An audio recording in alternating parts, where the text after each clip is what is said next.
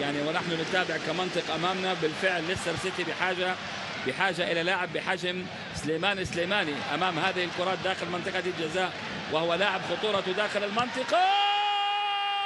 الثاني محرز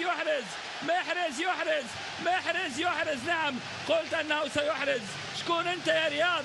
أنت الجزائري العربي صاحب الإنجازات الرفيعة وصاحب الأهداف الجميلة وصاحب التقدم الآن لليستر سيتي.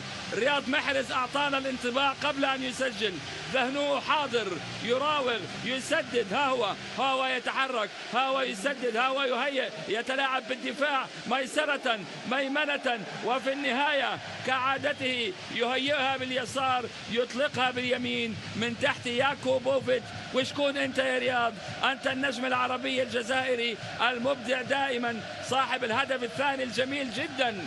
رياض محرز، اشتقنا لأهدافك في البريمير ليج، بينما أهدافه في الشامبيونز ليج حاضرة وعددها 4. ها هو يسجل ويمنح ليستر سيتي